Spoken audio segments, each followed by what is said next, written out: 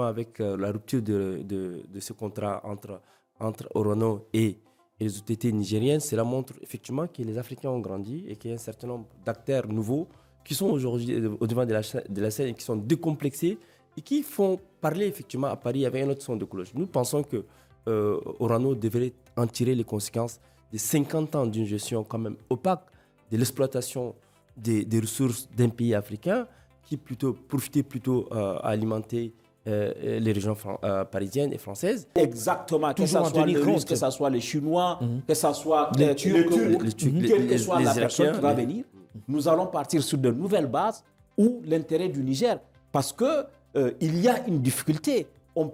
Il ne s'agit absolument pas d'être contre qui que ce soit, mais le fait que, par exemple, que le Niger soit producteur depuis 1971 d'uranium et que le taux d'électrification dans le pays soit de moins de 30% pose problème.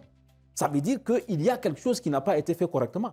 Et c'est ça que les gens veulent corriger dans le nouveau contexte, sans aucun a priori. Ce n'est pas qu'on veut prendre à Jacques pour donner à Pierre. Non, le Niger veut que le partenariat qui va être tissé, quel que soit l'acteur, se fasse sur de nouvelles bases. Et je crois que c'est une revendication légitime. Le groupe français Orano, détenu à 90% par l'État, envisage la vente de ses actifs d'uranium au Niger, rapporte le Financial Times. Cette décision intervient après la détérioration des relations avec le gouvernement souverainiste de Niamey, au pouvoir depuis le coup d'État de 2023. Déclaré persona non grata au Niger, le groupe français Orano, spécialiste du combustible nucléaire, a confirmé qu'il envisageait de céder ses actifs dans le pays après la détérioration de ses relations avec le gouvernement de Niamey, rapporte le Financial Times ce 17 mai. Cette décision fait suite à une série d'événements. En juin 2024, les autorités nigériennes ont révoqué le permis d'exploitation d'Imouraren, l'un des plus grands gisements d'uranium au monde. Les autorités de transition nigériennes retirent le permis d'exploitation d'uranium du site d'Imouraren à la société Orano. Le groupe français l'annonce par voie de communiqué, un texte qui explique aussi que ce retrait a été retiré malgré la reprise des activités sur le site conformément aux attentes des autorités.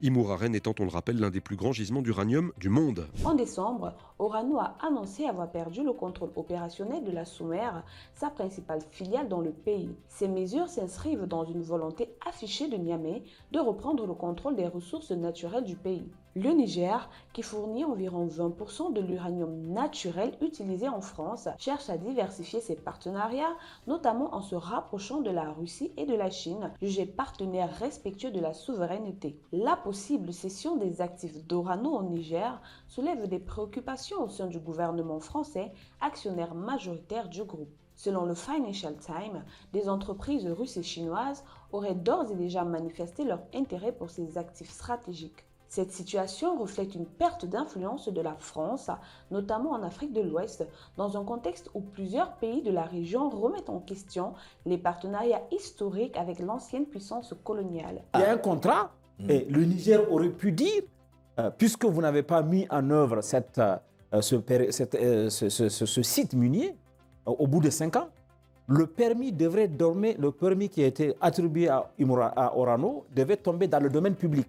C'est le principe, c'est ce qui est écrit sur le contrat. C'est ce qui est écrit sur le contrat. Il devait, au bout de 5 ans, vous n'exploitez pas, ça tombe dans le domaine public. Donc en réalité, on se retrouve dans une histoire où le Niger dit « je prolonge le contrat parce que vous avez eu Fukushima ». C'est ça. Et nous sommes dans quelle année? En 2017. 2014, ils auraient dû faire ça, ils ne l'ont pas fait. Le Niger leur a donné 3 ans supplémentaires, donc en 2017, en principe, Orano devait effectivement mettre en exploitation Imouraren, ce qu'Orano n'a pas fait finalement. Orano ne le fait pas, et pourtant on a prolongé. Quand vous dites 2017, nous sommes en 2025, pourquoi ça n'arrive qu'en 2024 Absolument, pendant toute cette période, Orano, puisque vous l'avez rappelé, il y avait un rapport vertical avec le Niger, a réussi à obtenir des différents régimes que rien ne se fasse, que ce soit le statu quo, qu'elles ne mettent pas en œuvre le permis, mais qu'elles le gardent en même temps. Portés par la politique souverainiste de leurs dirigeants respectifs, le Niger, le Burkina Faso et le Mali ont adopté de nouveaux codes miniers leur permettant d'accéder à une plus grande part des revenus miniers et à une participation plus importante des gouvernements. Les 3 pays sahéliens sont confédérés au sein de l'Alliance des États du Sahel, en abrégé AES, depuis juin 2024. La situation d'Orano pourrait avoir des répercussions sur la politique énergétique de la France. Dépendante à près de 70% de l'énergie nucléaire pour sa production d'électricité, la France voit dans le Niger un fournisseur clé d'uranium naturel. Alors la perte de ce partenariat renforcerait la nécessité pour Paris de sécuriser d'autres sources d'approvisionnement, notamment au Kazakhstan, en Australie ou au Canada, mais à des conditions potentiellement moins favorables et moins incertaines à long terme.